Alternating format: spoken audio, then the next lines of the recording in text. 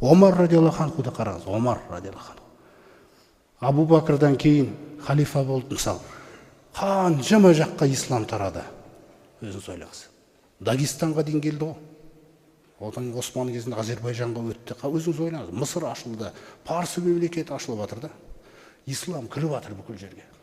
Сонда соның бәріне қарап тұрып жылайды екен да. Раббым, мен алданып жатқан жоқпын ба? Егер бұл жақсы нәрсе болса, пайғамбарымызға берер едің ғой дейді. Егер бұл жақсы нәрсе болса, Абу Бакрге берер едің ғой дейді мынаны. Мен алданып жатқан жоқпын ба дейді. Қатты қорыққан осы нәрседен. Баласы кіріп келеді үйіне. Жақсы киім киіп алған ғой баласы. Соны сабайды ғой сол жерде. Хафса ана жерде аман алып, неге сабап жатсың оны? Мен қорқамын, мынау алданып кете ма деп дейді. Қорқамын дейді. Үстіндегі киіммен алданып, жүрісі бірдеңкесі өзгеріп кете ма деп.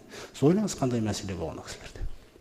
Сол Омар, Хузейфа деген пайғамбарымыз саллаллаху алейхи ва саллямның жаңағы сыршысы.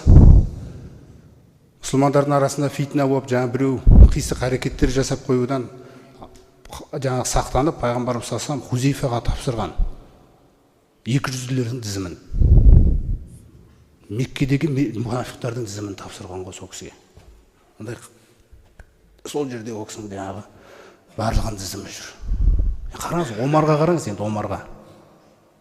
Қараңыздар. Омар радиаллаху анху келіп айтады ғой: "Ей Хузейфа, асаммани Расулуллах, менің атымды атады ма Аллахтың елшісі? Мен жоқпын ба жаңағы тізімнің ішінде? Алланың атымен сұраймын, айтшы маған." Сонда Омарға айтқан екен ол кісі: "Сен жоқсың, ей Омар." Қараңыз қандай мәселе. Сен жоқсың ол жерде, Омар.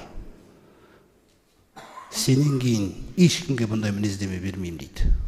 Қараңыз. Сенен кейін ешкімге айтпаймын дейді. Жалғыз саған ғана айттым дейді осы нәрсені. Көрсіз бе қандай мәселе. Омардың артықшылығына несіне байланысты. Ол адам өзін мұнафықтардың тізімінде жоқпын ба деп іздеп жүр да.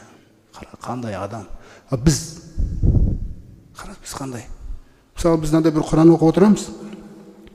Құран оқып, дәрет алып, құлшылық жасап жатырмыз, дұрыс.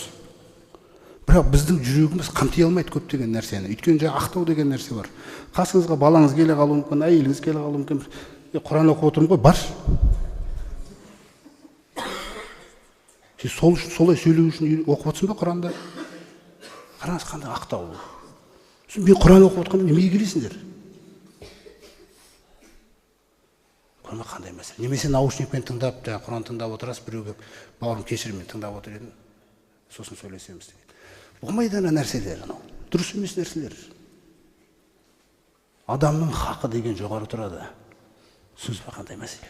Сен оқып жатсың ба, анау адамда келеді. Әркімнің өзінің хақысы бар да. Әркімнің өзінің хақысы бар.